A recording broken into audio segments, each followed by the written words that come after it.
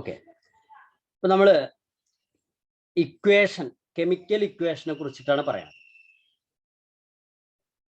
നോക്കൂ, chemical equation അഥവാ chemical രാസ സമവാക്യം എന്ന് പറയുന്നത് യഥാർത്ഥത്തില് ഒരു രാസവസ്തു അഥവാ കെമിക്കൽ സബ്സ്റ്റൻസ് ഉണ്ടാക്കുന്നതിനായിട്ട് എന്തൊക്കെ സാധനങ്ങൾ എന്തൊക്കെ അളവിൽ എടുക്കണം, അങ്ങനെ കൂട്ടിച്ചേർത്താൽ എന്ത് കിട്ടും എന്ന് സൂചിപ്പിക്കുന്ന സമവാക്യമാണ് കെമിക്കൽ ഇക്വേഷൻ.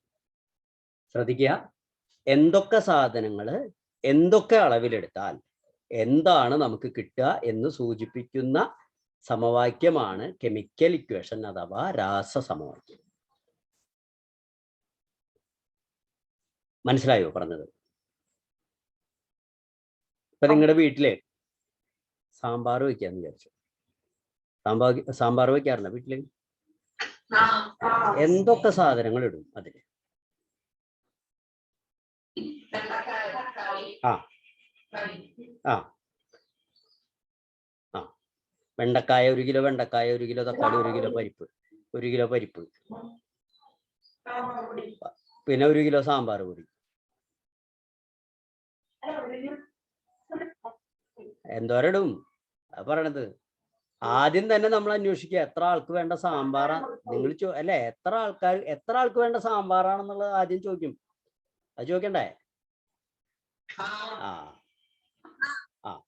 അതാണ് ആദ്യം നമ്മൾ അന്വേഷിക്കുക. എത്ര ആൾക്ക് വേണം സാമ്പാർ? അപ്പോ ഇതാ ഇത്ര ആൾക്ക് വേണം.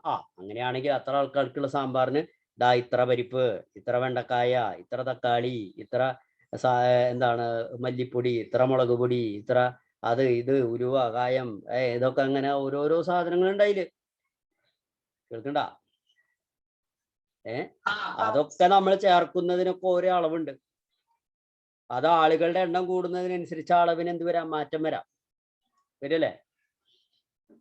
അപ്പോ ഇവിടെ നമ്മൾ അത് ഓരോന്നും എത്ര വീതം ചേർത്താൽ എത്ര സാമ്പാർ കിട്ടും, അത് നമ്മൾ ഈ ചില ചാനലിലൊക്കെ നമുക്ക് അതിൻ്റെ എന്താണ് റെസിപ്പി അല്ലെ, ഉണ്ടാക്കുമ്പോൾ ചേർക്കുന്ന സാധനങ്ങളും അതിൻ്റെ അളവുകളും വളരെ കൃത്യമായിട്ട് അവരിങ്ങനെ പറയും.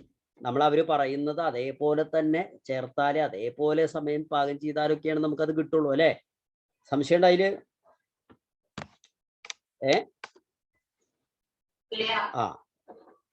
ഇനിയോ അതൊന്നും നമ്മൾ പാലിച്ചില്ല എന്നുണ്ടെങ്കിൽ നമ്മൾ അതിനെ സാമ്പാർ എന്ന് നമുക്ക് വിളിക്കാം, പക്ഷെ അത് സാമ്പാർ ആവില്ല.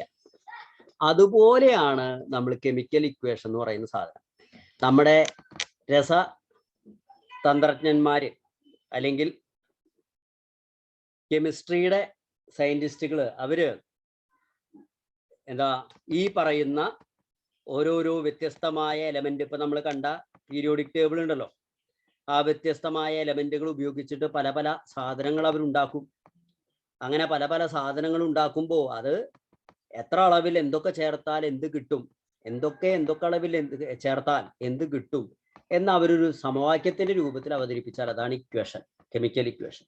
അതായത് നമ്മൾ പറഞ്ഞു ജലം എന്ന് പറഞ്ഞാൽ H2O ആണല്ലോ അല്ലെ? ശരിയല്ലേ?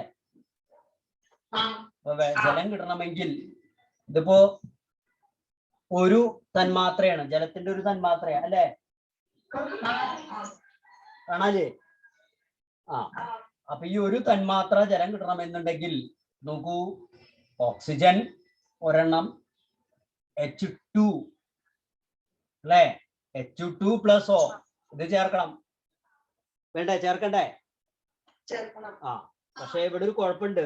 ഹൈഡ്രജൻ എന്ന് പറയുന്നത് 2 എന്ന് പറഞ്ഞ ഒരു തന്മാത്രയാണ്. പക്ഷെ ഓക്സിജന്റെ ഒരു തന്മാത്ര ഒരു O വെച്ചിട്ട് നമുക്ക് കിട്ടുമോ? ഒരു O ആയിട്ട് നമുക്ക് ഓക്സിജൻ കിട്ടുമോ? അതായത് ശ്രദ്ധിക്കൂ, H2O എന്ന് പറയുന്നത് ഒരു 2 ഹൈഡ്രജനും പിന്നെ ഒരു ഓക്സിജനും ചേർന്നതാണ് H2O. ശരിയല്ലേ? അല്ലേ? അപ്പൊ ഇത് നമുക്ക് ലഘൂകരിച്ച് എഴുതുമ്പോ ഇങ്ങനെ എഴുതാം, H2 എന്നിട്ട് ഇത് ചേരുന്നു എന്ന് കാണിക്കാനായിട്ട് ഇതിന്റെ ഇടയിൽ ഒരു പ്ലസ് ഇട്ടു. അപ്പൊ കിട്ടുന്നു എന്ന് കാണിക്കാനായിട്ട് ഒരു ഏരോ ഇട്ടു. അപ്പൊ കിട്ടിയത് എന്താ? H2O അല്ലെ? എങ്ങനെയല്ലേ? അപ്പൊ ഇങ്ങനെ എഴുതുമ്പോ ശ്രദ്ധിക്കുക, ഇങ്ങനെ എഴുതുമ്പോ ഇവിടെ H2, ഓക്കെ, H2 എന്ന് പറയുന്നത് ഹൈഡ്രജന്റെ എന്താ, ഇതെന്താ, ഹൈഡ്രജന്റെ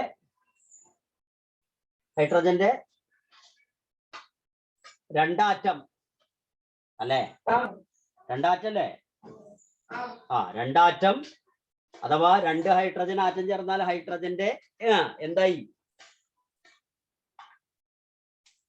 കഴിഞ്ഞ ക്ലാസ്സിൽ പഠിച്ചത് അതൊക്കെ. രണ്ട് ഹൈഡ്രജൻ ആറ്റം ചേർന്നാൽ ഹൈഡ്രജന്റെ ഡാഷ് ആയി. ആ വാക്കെന്താ മറന്നാ?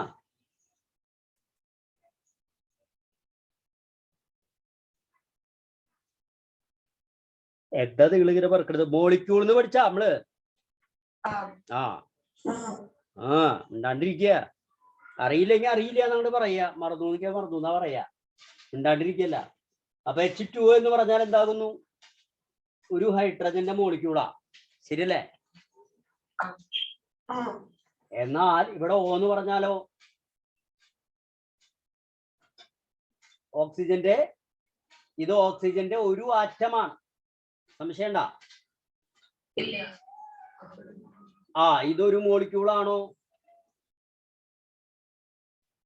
ഓക്സിജന്റെ മോളിക്യൂളിന്റെ പ്രത്യേകത എന്താ? ഓക്സിജന്റെ ഹൈഡ്രജന്റെ ഒക്കെ മോളിക്യൂളിന്റെ പ്രത്യേകത കഴിഞ്ഞ ദിവസം നമ്മൾ ആ പുസ്തകത്തിലൊക്കെ നിരത്തി പിടിച്ച് എഴുതിയതാ. ഹൈഡ്രജന്റെ മോളിക്യൂൾ ഡൈആറ്റോമിക് ആണ്, ഓക്സിജന്റെ മോളിക്യൂൾ ഡൈആറ്റോമിക് ആണ്,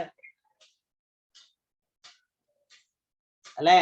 ഇങ്ങനെ എഴുതിയിട്ടുണ്ടായിരുന്ന നൈട്രജന്റെ ഡൈആറ്റോമിക് ആണ്. അതേസമയം ഹീലിയത്തിന്റെ ഒരെണ്ണം മതി, ഒരു മോളിക്യൂൾ ഒരു ആറ്റമാണ്. ഓർമ്മണ്ട പറഞ്ഞത്? ആർഗണിന്റെ ഒരു ആറ്റം മതി ഒരു മോളിക്യൂൾ ആവാൻ, അല്ലേ? അല്ലേ, നിങ്ങളോടാണ് ഈ ചോദിക്കുന്നത്. നിങ്ങൾക്ക് മനസ്സിലായില്ല, ഓർമ്മയില്ലെങ്കിൽ അത് പറയുക എന്നോട് വിവരം. കുറച്ചാൾക്കാർ മിണ്ടാണ്ടിരിക്കുന്നുണ്ട്. അവര് മിണ്ടാണ്ടിരിക്കുന്നത് എന്താണെന്ന് എനിക്ക് മനസ്സിലാവുന്നില്ല. മനസ്സിലായിട്ട് മിണ്ടാണ്ടിരിക്കുകയാണാവോ, മനസ്സിലാവാണ്ട മിണ്ടാണ്ടിരിക്കുകയാണാവോ? എന്താ വായ തുറന്ന് പറയടാ ഏതൻ? നീയും വെള്ളം കുടിക്കല്ലേ അങ്ങനെ ഇരുന്നിട്ട്? ഞാനും ഇവിടെ ഒരു കാര്യം പറഞ്ഞോണ്ടിരിക്കല്ലേ? അലിനോ ഇവളോ അലിനെയോ നീയും വെള്ളം കുടിക്കുക? നിങ്ങൾ ചിപ്സ് ഒക്കെ കൊണ്ടുവന്ന് വെച്ച് ചായയൊക്കെ ഉണ്ടാക്കി വെള്ളമൊക്കെ ഉണ്ടാക്കി അടുത്ത് കൊണ്ടുവന്ന് വെച്ചിട്ട് അതിന്റെ മുന്നിൽ ഇരുന്നിട്ട് കാണുന്നത് അല്ലേ? എനിക്ക് മനസ്സിലായി. എന്നിട്ട് ഇങ്ങനെ ഇരുന്നിട്ട് സീരിയല് കാണുന്ന പോലെ ഇരുന്നിട്ട് കാണണ്ടാവും. അമ്മാമ്മമാര് അവരാണ് സീരിയല് കാണുമ്പോ കുറച്ച് ചിപ്സും വെള്ളവും ഇതൊക്കെ കൊണ്ടുവന്നിട്ട് ചിപ്സ് സീരിയല് കാണുന്ന ഒരു കസേര തന്നെ ഇറങ്ങിയിട്ടുണ്ട് ഇപ്പൊ, വെള്ളം കുപ്പി കൊണ്ടുവന്ന് വെക്കണത്. അപ്പൊ അതാണോ നിങ്ങൾ ചെയ്യണത്? അപ്പൊ അതാ പറയ്. അപ്പൊ എന്താ നിങ്ങൾ മനസ്സിലായത്? ഹൈഡ്രജൻ രണ്ടെണ്ണം ചേർന്നാൽ, രണ്ട് ഹൈഡ്രജൻ ആറ്റം ചേർന്നാൽ ഹൈഡ്രജന്റെ മോളിക്യൂളായി. ഓക്സിജന്റെ മോളിക്യൂൾ ആവണമെങ്കിൽ എത്ര ഓക്സിജൻ ആറ്റം ചേരണം ഒരു ഓക്സിജന്റെ മോളിക്യൂൾ കിട്ടണമെങ്കിൽ? പറയ എന്തപ്പത് കഥ? ആരോടൊക്കെ ഞാൻ ചോദിച്ചു? ആവോ എനിക്കറിയില്ല. ആണോ? അതല്ല ഞാനിവിടെ എഴുതിയത് നിരത്തിയിട്ട് രണ്ടെണ്ണം. എന്നാൽ ഹീലിയത്തിൽ രണ്ടെണ്ണം വെച്ചിട്ട് എടുക്കാൻ പറ്റുള്ളൂ. അതല്ല ഈ പറയണത്. എന്റെ ദൈവങ്ങളെ, തോറ്റു ഞാൻ. തെറ്റോ വെച്ചാ നിങ്ങള് ഇവിടെ തെറ്റിച്ചോ? നിങ്ങൾക്ക് എന്തും പറയാൻ ഇവിടെ ഇടില്ലേ? നിങ്ങൾ ധൈര്യമായിട്ട് തെറ്റിച്ചോ. നമ്മൾ തെറ്റിച്ച അപ്പൊ നമ്മളെ തിരുത്തും. ഞാൻ ചീത്ത അറിയാറുണ്ടോ? നിങ്ങളെ തെറ്റിച്ചിട്ട് ഇതുവരെ ചീത്ത അറിഞ്ഞിട്ടുണ്ടാ? പഠിക്കാതെ വന്നിരുന്നിട്ട് തെറ്റിക്കരുത് കേട്ടാ. അപ്പൊ എനിക്ക് ദേഷ്യം വരും. അറിയാത്ത കാര്യം നിങ്ങളാണ്ട് ഇതാക്കിക്കോ. ഒരു കാര്യം പഠിക്കാൻ പറഞ്ഞിട്ട് വന്നു കഴിഞ്ഞാൽ പഠിച്ചിട്ട് വരണം, അത് വേറെ കാര്യം. പക്ഷെ ഒരു കാര്യം നമ്മൾ ചോദിച്ചു കഴിഞ്ഞാൽ തെറ്റുമോ എന്ന് കരുതിയിട്ട് ഉത്തരം പറയാതിരിക്കും. അപ്പൊ H2 ഇത് രണ്ട് ഹൈഡ്രജൻ ആറ്റം ചേർന്നതാണ്. അപ്പൊ ഒരു ഹൈഡ്രജന്റെ തന്മാത്രയായി. എന്നാൽ ഇവിടെ ഓക്സിജന്റെ തന്മാത്ര ആയിട്ടുണ്ടോ? ഇല്ല. അപ്പൊ ഓക്സിജൻ നമ്മൾ എന്ത് ഈ തന്മാത്രയുടെ കാര്യം പറയുന്നത് വെച്ചാൽ ഓക്സിജൻ ആറ്റം ഹൈഡ്രജൻ ആറ്റം ഇതൊന്നും ഒറ്റയ്ക്ക് നമുക്ക് എടുക്കാൻ പറ്റില്ല. അതെടുക്കുമ്പോ ഒരു ഹൈഡ്രജൻ എടുക്കുമ്പോ ഒരു ഹൈഡ്രജൻ അതിന്റെ കൂടെ പോരും. നമ്മൾ പഠിച്ചു ഇല്ലേ? അതാണ് കാരണം. അത് ഏറ്റവും ചെറിയ അതിന്റെ രൂപം, നമ്മുടെ കയ്യിൽ കിട്ടുന്ന ഏറ്റവും ചെറിയ രൂപം അതിന്റെ മോളിക്യൂളാണ്. അപ്പൊ ആ മോളിക്യൂളിനെയാണ് നമുക്ക് എടുക്കാൻ പറ്റുള്ളൂ. അപ്പൊ ഹൈഡ്രജന്റെ മോളിക്യൂൾ എടുക്കാൻ, ഹൈഡ്രജന്റെ അതെ നമ്മൾ വേറെ വേറെ എടുക്കുമ്പോ, ഹൈഡ്രജനും ഓക്സിജനും വേറെ വേറെ എടുക്കുമ്പോൾ, ചുരുക്കം പറഞ്ഞാൽ വിശദമായിട്ടാണ് പറയാം. ഇപ്പൊ ജലം ഉണ്ടാക്കാൻ പോവാണ് നമ്മള്. ജലം ഉണ്ടാക്കാൻ പോകുമ്പോൾ ഹൈഡ്രജനും ഓക്സിജനും നമ്മൾ വേറെ വേറെ എടുക്കുക, എന്നിട്ട് കൂട്ടിച്ചേർത്തിട്ട് നമ്മൾ ജലം ഉണ്ടാക്കാൻ പോവാ. ഓക്കെ, സാമ്പാർ ഉണ്ടാക്കണ പോലെ. മനസ്സിലായില്ലേ? സാമ്പാർ ഉണ്ടാക്കണ കാര്യം പറഞ്ഞപ്പോ എന്തായിരുന്നു നാവ്? ഒന്നും കേൾക്കാനില്ല. നോക്ക്, ജലം ഉണ്ടാക്കുമ്പോ ഹൈഡ്രജനും ഓക്സിജനും കൂട്ടിച്ചേർത്ത് നമ്മൾ ഇതാ ജലം ഉണ്ടാക്കാൻ പോകുന്നു. അങ്ങനെ ജലം ഉണ്ടാക്കുമ്പോ ഹൈഡ്രജനും ഓക്സിജനും നമ്മൾ വേറെ വേറെ എടുത്തിട്ട് ചേർക്കുകയാണല്ലോ. മനസ്സിലായ അല്ലേ? നമ്മളതല്ലേ ചെയ്യണത്. അങ്ങനെയല്ലേ ജലം. അപ്പൊ നമ്മൾ മനസ്സിലാക്കി ഇത് വെച്ച് നോക്കുമ്പോ അങ്ങനെയല്ലേ ജലം ഉണ്ടാക്കുക. ഹൈഡ്രജനും ഓക്സിജനും എടുത്ത് കൂട്ടിച്ചേർത്താൽ ജലം കിട്ടുന്നല്ലേ ഇപ്പൊ നമ്മൾ പഠിച്ചു വെച്ചത്. അപ്പൊ ഇത് വേറെ വേറെ എടുത്തിട്ട് നമ്മൾ കൂട്ടിച്ചേർക്കുകയാണ് നമ്മൾ ഇവിടെ ചെയ്യാൻ പോണത്. ഓക്കെ,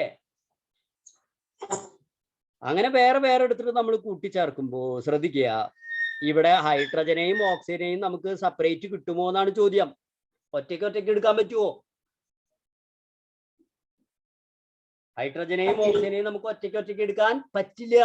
അതാണ് നമ്മുടെ പ്രശ്നം. എന്താണ് നമ്മുടെ പ്രശ്നം?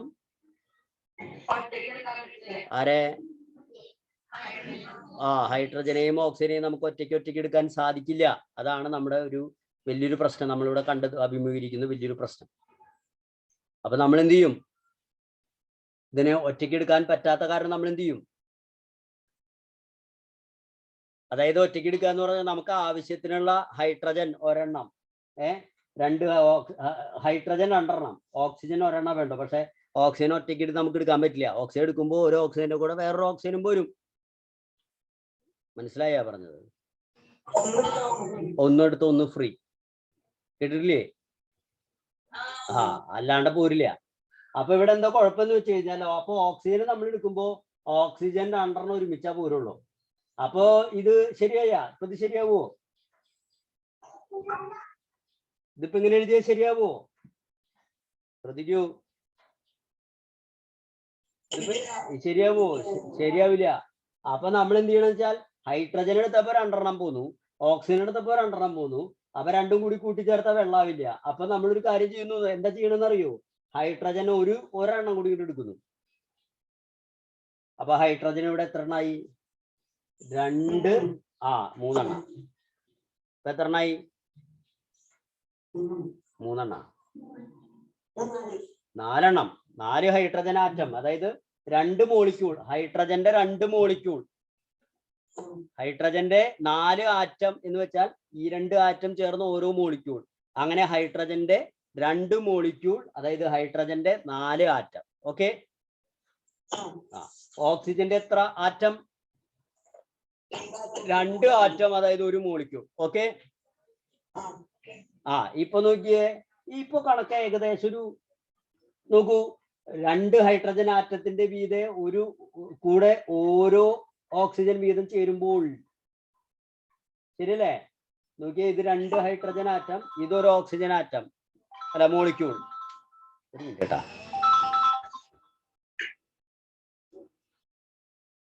ഹലോ, പറഞ്ഞു വരുന്നത് എന്താണെന്ന്, ഓക്സിജൻ എന്ന് പറയുന്നത് ഒറ്റയ്ക്ക് നമുക്ക് കിട്ടില്ല. അപ്പൊ നമ്മൾ എടുക്കുമ്പോ 2 എണ്ണം പോരും. ഹൈഡ്രജനും അതെ 2 എണ്ണമാണ് പോരുക. അപ്പൊ 2 ഹൈഡ്രജനും 2 ഓക്സിജനും ചേർത്താൽ നമ്മുടെ അളവ് ശരിയാവോ? കൂട്ടാന്റെ അളവ് ശരിയാവോ? അതായത് വെള്ളത്തിന്റെ അളവ്. പോയ എല്ലാവരും? ഹലോ, കേൾക്കണ്ട നിങ്ങള്? പോയാ? നോക്ക്, ഈ ഹൈഡ്രജൻ 2 എണ്ണം ഓക്സിജൻ 2 എണ്ണം എടുത്താൽ നമുക്ക് H2O അല്ലേ വേണ്ട? 2 ഹൈഡ്രജൻ 1 ഓക്സിജൻ അല്ലേ? അളവ് ശരിയാവോ?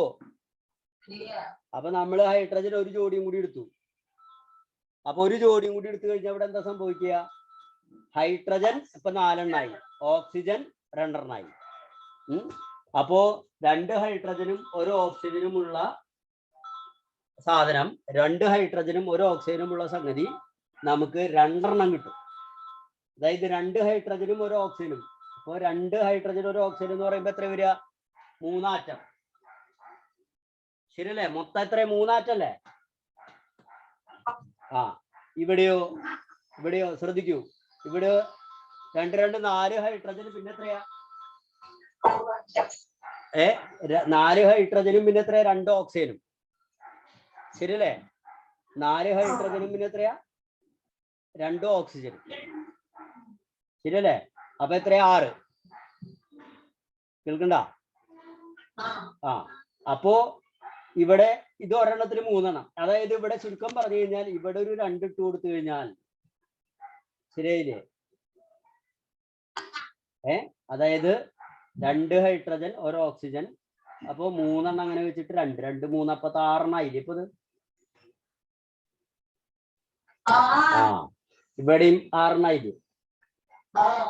അപ്പൊ ഇങ്ങനെയാണ് നമ്മള് ഒരു രാസസൂത്രം അഥവാ കെമിക്കൽ ഇക്വേഷൻ നമ്മൾ പ്രസന്റ് ചെയ്യുക. എന്ന് വെച്ച് കഴിഞ്ഞാൽ ഇടത്തെ ഭാഗത്തും വലത്തെ ഭാഗത്തും ആറ്റങ്ങളുടെ എണ്ണം തുല്യമാകണം. തന്മാത്രകളുടെ എണ്ണം തുല്യാവണ്ട കേട്ടാ. എന്തിന്റെ എണ്ണം തുല്യാവണം? ആറ്റം. തന്മാത്രകളുടെ എണ്ണം നോക്കുകയാണെങ്കിൽ ഇവിടെ 2 തന്മാത്രയും, ഇത് 2 ഹൈഡ്രജൻ തന്മാത്ര, ഇതൊരു ഓക്സിജൻ തന്മാത്ര. അപ്പൊ ഇവിടെ മൊത്തം എത്ര തന്മാത്രകളുണ്ട്? ഇടത്തെ ഭാഗത്ത് 3 അല്ലേ? 3 തന്മാത്ര ഇടത്തെ ഭാഗത്തുണ്ട്. വലത്തെ ഭാഗത്ത് എത്ര തന്മാത്ര ഉണ്ട്?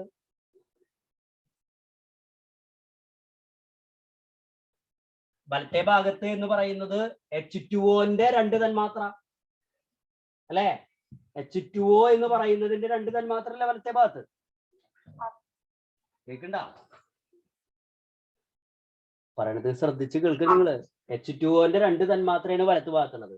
അതേസമയം H2 എന്ന് പറയുന്ന 2 തന്മാത്രയും O2 എന്ന് പറയുന്ന ഒരു തന്മാത്രയും ഇടത്തെ ഭാഗത്തുണ്ട്. അപ്പൊ ഇടത്തെ ഭാഗത്ത് തന്മാത്രകൾ നമ്മൾ നോക്കുകയാണെങ്കിൽ ഇടത്തെ ഭാഗത്ത് തന്മാത്രകൾ 3 എണ്ണം ഉണ്ട് മൊത്തം. എന്നാൽ വലത്തെ ഭാഗത്ത് തന്മാത്രകൾ എത്ര എണ്ണുള്ളൂ? 2 എണ്ണം ഉള്ളൂ. ഇടത്തെ ഭാഗത്ത് തന്മാത്രകൾ 3 എണ്ണമുണ്ട്, പക്ഷെ വലത്തെ ഭാഗത്ത് തന്മാത്രകൾ 2 എണ്ണം ഉള്ളൂ. പക്ഷെ ആറ്റത്തിന്റെ എണ്ണത്തിന് വ്യത്യാസമുണ്ടോ? ആറ്റത്തിന്റെ എണ്ണം സെയിം ആണ്. അതാണ് നമ്മൾ നോക്കണം. കേൾക്കണ്ട? പറഞ്ഞു മനസ്സിലായ?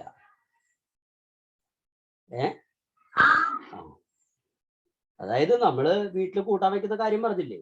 ഓരോരോ സാധനങ്ങൾ നമ്മൾ ഓരോരോ അളവിലെടുക്കുന്നു. എന്നിട്ട് ചേർത്തിട്ട് ഇത്ര ആൾക്കുള്ള കറി, ഇത്ര ആൾക്കുള്ള കറി. ഇപ്പൊ നമ്മള് 2 പേർക്കുള്ള കൂട്ടാനം ഉണ്ടാക്കണമെന്ന് വിചാരിച്ചോ. അപ്പൊ മുളക് പൊടി ചിലപ്പോ 2 സ്പൂണാ കൊടുക്കുക, മല്ലിപ്പൊടി അല്ലെങ്കിൽ മഞ്ഞപ്പൊടി 1 സ്പൂണാ കൊടുക്കുക. അത് ചേർത്ത് വരുമ്പോ 2 പേർക്കുള്ള കൂട്ടാൻ അല്ലെങ്കിൽ ഒരാൾക്കുള്ള കൂട്ടാൻ. ഒരാൾക്കുള്ള കൂട്ടാൻ ഒരു സ്പൂൺ മുളക്, 2 സ്പൂൺ മുളക് പൊടിയും 1 സ്പൂൺ മഞ്ഞപ്പൊടി. അപ്പൊ ഒരാൾക്കുള്ള കൂട്ടാൻ. 2 ആൾക്കുള്ള കൂട്ടാനാകുമ്പോഴോ 2 മുളക് പൊടിയും പിന്നെന്താ 2 മുളക് പൊടിയും 2 മഞ്ഞപ്പൊടിയും ഒരാൾക്കുള്ള കൂട്ടാൻ. ഒരാൾക്ക് 1 മഞ്ഞപ്പൊടിയും ഒരാൾക്ക്. ശരിയല്ലേ? അപ്പൊ അത് നമ്മള് 2 ആൾക്കാക്കി. അതായത് ഈ മുളക് പൊടി 2 എന്നുള്ളത് എന്താക്കി? 4 ആക്കി. മഞ്ഞപ്പൊടി അപ്പൊ 2 ആക്കി. അപ്പൊ ഇത് എത്ര ആളായി? 2 ആളായി. ശരിയല്ലേ? പറഞ്ഞു മനസ്സിലായ? ഇതേ പരിപാടിയാണ് ഇപ്പൊ നമ്മളിവിടെ ചെയ്തത്. എന്ന് വെച്ച് കഴിഞ്ഞാൽ ഇവിടെ ആറ്റത്തിന്റെ എണ്ണം എന്ന് പറയുന്നത് ഇത് അതിന്റെ അടിയിൽ കൊടുത്തുള്ളതാണ്. അത് ഓരോ തന്മാത്രയിലുള്ളതാണ്. അപ്പൊ ഇവിടെ ഹൈഡ്രജൻ എന്ന് പറയുന്നത് 4 ആറ്റം, ഓക്സിജൻ എന്ന് പറയുന്നത് 2 ആറ്റം, മൊത്തം എത്രയാ? 6 ആറ്റം. ഇവിടെ നോക്കുക, 2 തന്മാത്ര ഉണ്ട്. ഒരു തന്മാത്രയിൽ എത്ര ആറ്റുണ്ട്? 2 ഹൈഡ്രജനും 1 ഓക്സിജനും ചേർത്ത് 3 ആറ്റുണ്ട്. അങ്ങനെ 3 ആറ്റം അടങ്ങിയ 2 തന്മാത്ര എന്ന് പറയുമ്പോൾ എത്ര ആറ്റായി? ഇവിടെ 6 ആറ്റം. നോക്കൂ, തന്മാത്രയുടെ എണ്ണം എഴുതുകയാണെങ്കിൽ 2 തന്മാത്ര ഇവിടെ, 1 തന്മാത്ര ഇവിടെ, ഇവിടെ 2 തന്മാത്ര. തന്മാത്ര കേട്ടാ, മോളിക്യൂൾ. മോളിക്യൂളിന്റെ കാര്യം പറയണം. ആറ്റത്തിന്റെ എണ്ണം എടുക്കുകയാണെങ്കിലോ ഇവിടെ 3 ആറ്റം ഇൻറ്റു 2, 2 ഇൻറ്റു 3 ആറ്റം. ഇവിടെ 1 ഇൻറ്റു 3 ആറ്റം. ഇവിടെ 2 × 2 ആറ്റം. അപ്പൊ എത്രയായി? 4 ആറ്റം, 3 ആറ്റം, 2 അല്ലേ, 2 ആറ്റം. അപ്പൊ ഇവിടെ എത്രയാ? 6 ആറ്റം. ശരിയല്ലേ? ഇതാണ് കെമിക്കൽ ഇക്വേഷൻ എന്ന് പറയുന്നത് നമ്മളിവിടെ. അപ്പോ ഇവിടെ കെമിക്കൽ ഇക്വേഷനിൽ ഒരു കാര്യം നമ്മൾ മനസ്സിലാക്കുക, എല്ലായ്പ്പോഴും കെമിക്കൽ ഇക്വേഷനിലെ ആറ്റത്തിന്റെ എണ്ണം എന്തായിരിക്കണം? 2 ഭാഗത്തും ആറ്റത്തിന്റെ എണ്ണം എന്തായിരിക്കണം? തുല്യമായിരിക്കണം. 2 ഭാഗത്തും ആറ്റത്തിന്റെ എണ്ണം എന്തായിരിക്കണം? സെയിം ആയിരിക്കണം. അപ്പൊ നമുക്ക് ഇനി പാഠബുക്കിലേക്ക് കിടക്കുക. ഇനി എന്തായാലും ചെയ്യാള് നോക്കാം കേട്ടോ. മനസ്സിലായില്ലെങ്കിൽ പറയുന്നോളൂട്ടാ നിങ്ങൾ, അല്ലെങ്കിൽ നമുക്ക് അറിയില്ല അത്. നോക്കാം chemical equation. Right the symbol of element zinc. സിങ്കിന്റെ എലമെന്റിന്റെ സിംബൽ എന്താ? Zn അല്ലെ? അവിടെ എഴുതിക്കോട്ടാ. എന്തുട്ടാ Zn? Zn എങ്ങനെ എഴുതുക? Z വലുതും N ചെറുതും.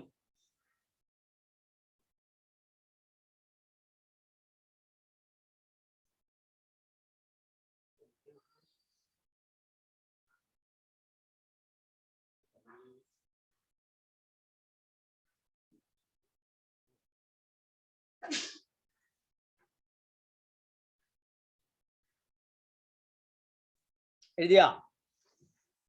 What is chemical formula of hydrochloric acid? Hydrochloric ആസിഡിന്റെ കെമിക്കൽ ഫോർമുല എന്താ? H2SO4. എവിടെ ഇതിലുണ്ടാ H2SO4? ഇതാണ് കണ്ട. അത് സൾഫ്യൂരിക് ആസിഡ് അല്ലേ? ഹൈഡ്രോക്ലോറിക് ആസിഡ് HCl ആണ് കേട്ടാ.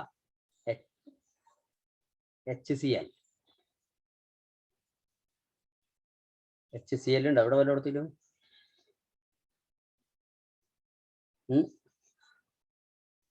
HCl എഴുതാം അവിടെ അതിൻ്റെ അടുത്ത്. അപ്പൊ ഞാൻ ബോർഡും എഴുതട്ടെ അത് ഈ പറഞ്ഞ കാര്യം. ഓക്കെ. സിങ്കിന്റെ നമ്മൾ എഴുതാണ്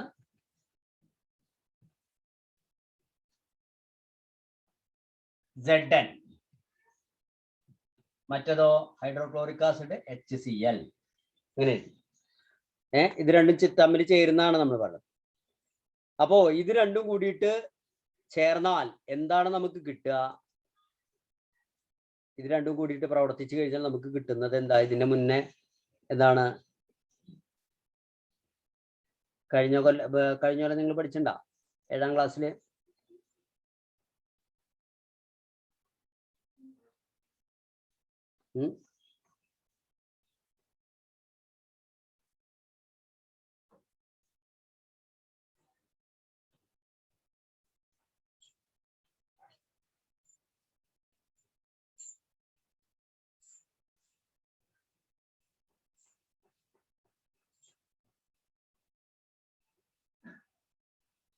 നോക്കാം.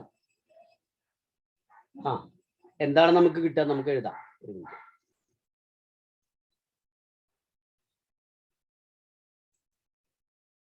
നോക്കുക. ചേരുമ്പോൾ നമുക്ക് കിട്ടണത്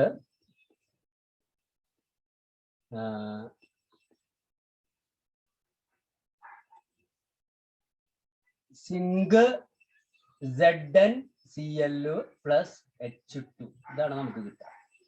സിങ്ക് ക്ലോറൈഡും സിങ്ക് പിന്നെ ഏതാ? Cl.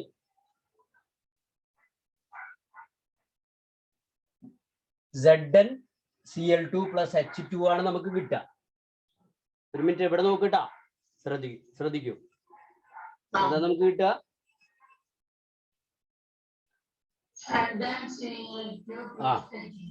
ZnCl2 ആണ് നമുക്ക് കിട്ടുക.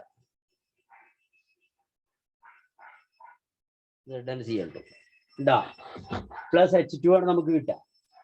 അപ്പോ ഇതിങ്ങനെയാണ് എഴുതുക. ഇങ്ങനെ എഴുതുമ്പോ ശ്രദ്ധിക്കുക, ഇവിടെ കിട്ടുന്ന സാധനങ്ങളെ ഇവിടെ തമ്മിൽ കൂട്ടിച്ചേർത്ത സാധനങ്ങൾ ഏതൊക്കെയാ? നമ്മൾ കൂട്ടിച്ചേർത്ത സാധനങ്ങൾ സിങ്കും HCl-ഉം. ഉണ്ടായ സാധനങ്ങൾ ഏതാ? ZnCl2ഉം H2. ഇത് നിങ്ങൾ പഠിച്ചിട്ടുണ്ടാവും.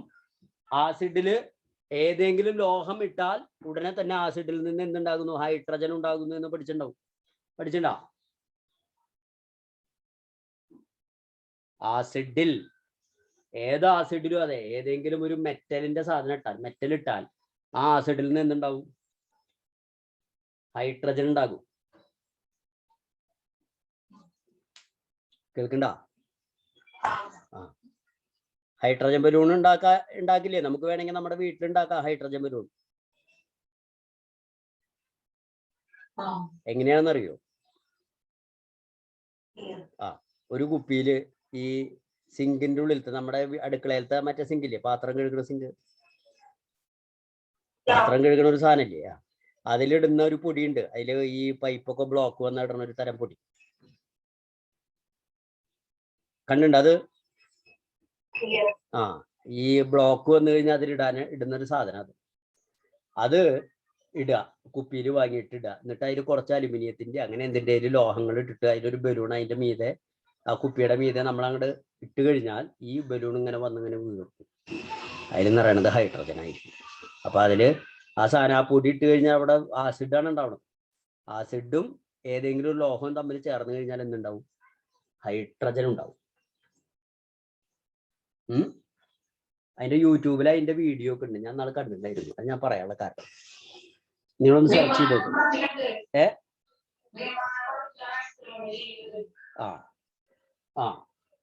അപ്പൊ എന്തായാലും ആവട്ടെ, നമ്മളിവിടെ പറയണത് നോക്കിയേ, ഇവിടെ ഇപ്പൊ ഒരു ഇതൊന്ന് എണ്ണി നോക്കിയത്, എന്തോ തകരാറുണ്ട് ഇല്ലേ? എണ്ണി നോക്കിയേ, സിങ്ക് ഇവിടെ ഒരെണ്ണുള്ളൂ. ഇവിടെ നോക്കട്ടെ, അവിടെ നോക്കുക എല്ലാവരും. ഇവിടെ സിങ്ക് ഒരെണ്ണുള്ളൂ, ഇവിടെ സിങ്ക് ഒരെണ്ണുള്ളൂ അല്ലേ? സിങ്കിന്റെ എണ്ണം രണ്ടിടത്തിലും കറക്റ്റ് അല്ലേ? പക്ഷെ HCl എന്ന് പറയുമ്പോ H ഇവിടെ ഒരെണ്ണുള്ളൂ. പക്ഷെ H ഇവിടെ എത്ര എണ്ണം ഉണ്ട്?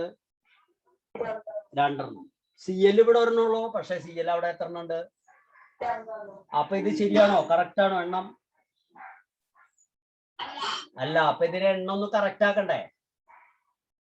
അപ്പൊ നമ്മൾ എണ്ണം കറക്റ്റ് ആക്കാൻ വേണ്ടിയിട്ട് ഒരു സിമ്പിൾ ആയിട്ടുള്ള പരിപാടി ഇതാ, ഇവിടെ ഒരു 2 ഇട്ട് കൊടുത്താൽ പ്രശ്നം തീർന്നു. കണ്ട? ഇത് നമ്മൾ ഇട്ട് കൊടുക്കണം. കേൾക്കണ്ട?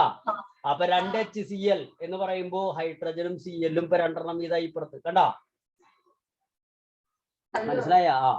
അപ്പോ ഇതിനെയാണ്, ഈ പരിപാടിനെ നമ്മൾ ബാലൻസിങ് എന്നാ പറയാം. നമ്മൾ ബാലൻസിങ്, അതായത് 2 ഭാഗത്തും ആറ്റങ്ങളുടെ എണ്ണം തുല്യാക്കുന്ന പരിപാടി.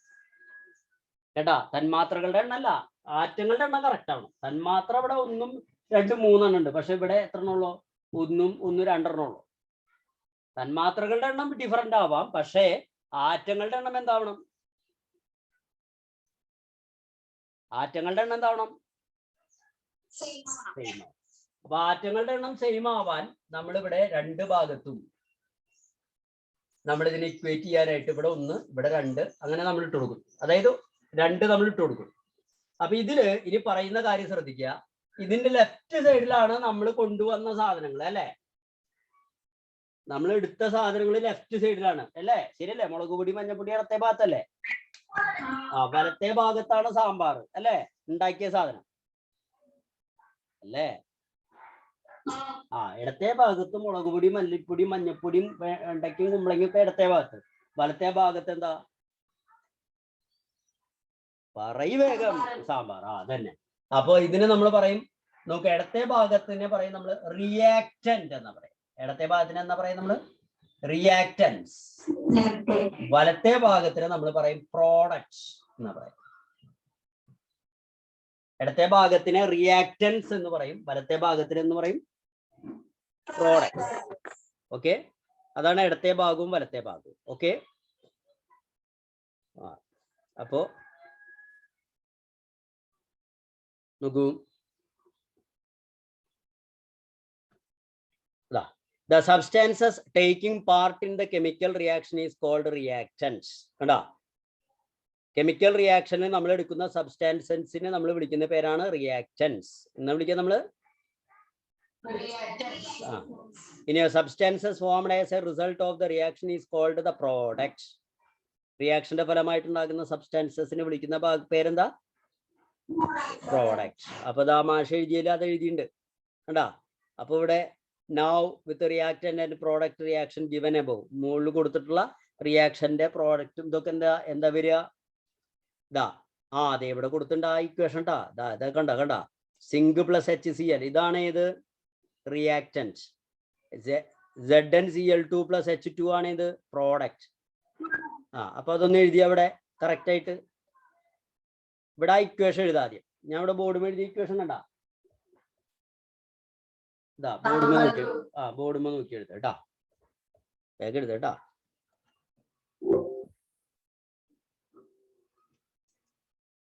നോക്കൂ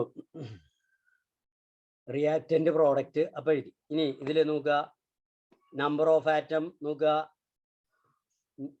റിയാക്ടന്റില് സിങ്ക് 1 ഹൈഡ്രജൻ 1 Cl 1 ശരിയല്ലേ? പ്രോഡക്റ്റില് സിങ്ക് 1 ഹൈഡ്രജൻ 2 ക്ലോറിൻ 2. അപ്പോ നമ്പർ ഓഫ് ആറ്റം രണ്ട് സൈഡിലും ശരിയാണോ? ആണോ? അപ്പൊ ഇവിടെ നിങ്ങൾ എന്ത് ചെയ്യണം? ശ്രദ്ധിക്കുക. Equal both side. So let us rewrite the equation. എങ്ങനെ എഴുതി കണ്ട? ദാ ഇക്വേഷൻ ഇവിടെ മാറ്റി എഴുതി. എങ്ങനെ എഴുതി? Zn plus 2HCl എന്ന് എഴുതി. കണ്ട? അത് കണ്ട എന്താ വ്യത്യാസം കണ്ട? 2 എഴുതി കണ്ട?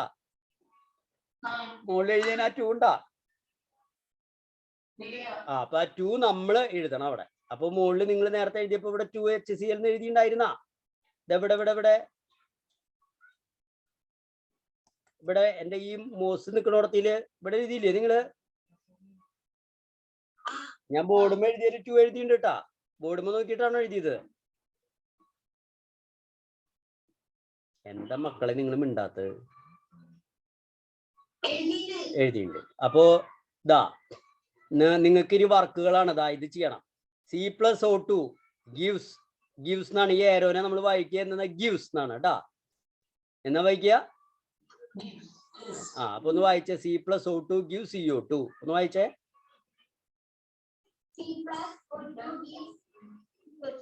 CO2. അപ്പോ ഇങ്ങനെ നമ്മൾ എണ്ണം കുറവുണ്ടെങ്കിൽ എണ്ണം കൃത്യമാക്കുന്ന പരിപാടിനെ പറയുന്ന പേരാണ് ബാലൻസിങ് എന്നാ പറയുക. എന്നാ പറയുക നമ്മള്?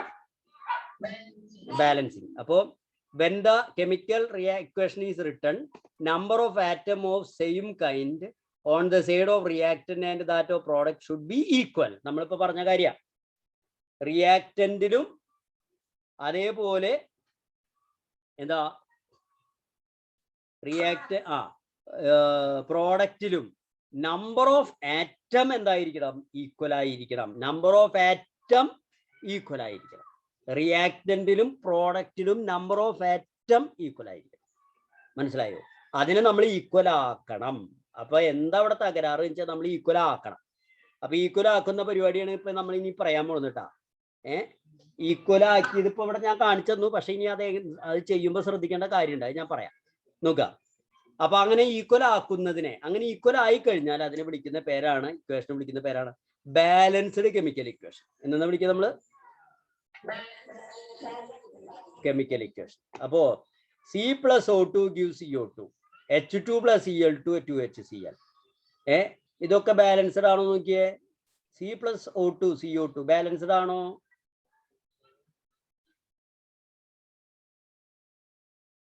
എന്താ മിണ്ടാത്തത്?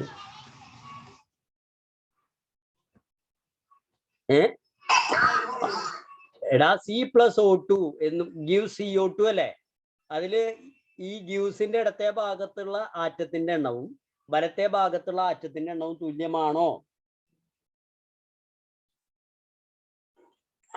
ആണ്. അപ്പൊ അത് ബാലൻസ്ഡ് ആണ്. ഓക്കെ.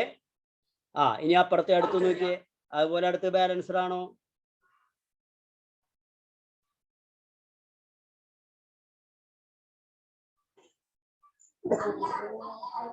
അല്ലേ? അല്ലേ? എന്താടാ നിങ്ങളൊന്ന് ഇനി ഇടത്തെ ഭാഗത്ത് എത്ര H ഉണ്ട്?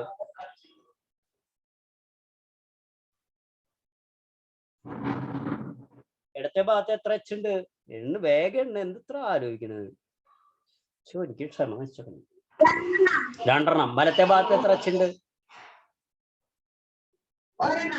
ഒരെണ്ണ. 2H എന്നല്ലടാ എഴുതിയുള്ളത്. 2HCl എന്ന് പറഞ്ഞാൽ H 2 ഉണ്ട്, Cl 2 നടത്തും.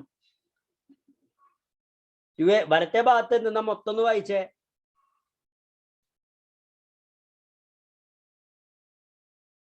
വലത്തെ ഭാഗത്തെ 2HCl അല്ലേ? അപ്പൊ 2HCl എന്ന് പറയുമ്പോ H-ഉം 2 Cl-ഉം 2 എന്നാണ് അർത്ഥം. അപ്പൊ ഇടത്തെ ഭാഗത്ത് H എണ്ണം 2, വലത്തെ ഭാഗത്ത് അത് H 2. അതുപോലെ ഇടത്തെ ഭാഗത്ത് Cl എത്ര എണ്ണം?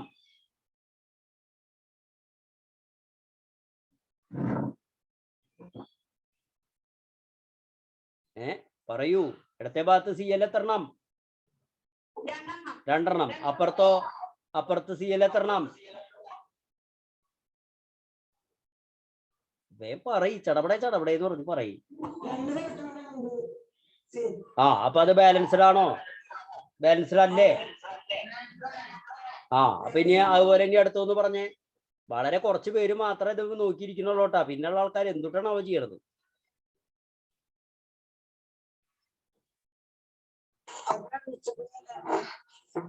അടുത്തത് ബാലൻസ്ഡ് അല്ലേ? അത് നമ്മളിവിടെ ബോർഡുമ്പോ ചെയ്തതാ നേരത്തെ നമ്മള്. 3 ബാലൻസ്ഡ് ആണ്. എന്താ പിന്നെ സംശയം? അതാ ഇതിലൊന്ന് പെട്ടിക്കള്ളിയിലൊന്ന് എഴുതിയ റിയാക്ടന്റ് പ്രോഡക്റ്റ് ഒന്ന് എനം തിരിച്ചെഴുതിയേ. നമ്പർ ഓഫ് റിയാക്ടന്റ് ഒന്നാമത്തേല് നമ്പർ ഓഫ് റിയാക്ടന്റ് എത്രയാ? 1, 2, 3 അപ്പുറത്ത് എത്രയാ? 3 അല്ലേ? ആറ്റങ്ങളുടെ എണ്ണാണ് ചോദിക്കുന്നത്. ഒന്നാമത്തെ ചോദ്യത്തില് ഒന്നാമത്തേല് കാർബണിന്റെ എണ്ണം 1, ഓക്സിജന്റെ എണ്ണം 2. അപ്പൊ മൊത്തം 3 റിയാക്ടന്റ് അല്ലേ? അപ്പൊ അവിടെ 3 എഴുതി. അപ്പുറത്തേലോ CO2 2. അത് തന്നെ, കാർബൺ 1, ഓക്സിജൻ 2. അപ്പൊ അത് 3 അല്ലേ? അതേപോലെ അടുത്തത് 4 അല്ലേ? ഇടത്തെ ഭാഗത്ത്. വലത്തെ ഭാഗത്ത് 4 അല്ലേ? ലാസ്റ്റത്തെ നിങ്ങൾ എഴുതുക.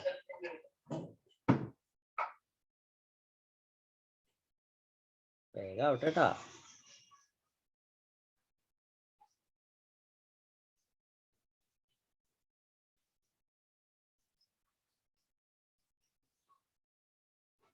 എഴുതി കഴിഞ്ഞാ പറയണണ്ടാ. പറയോ?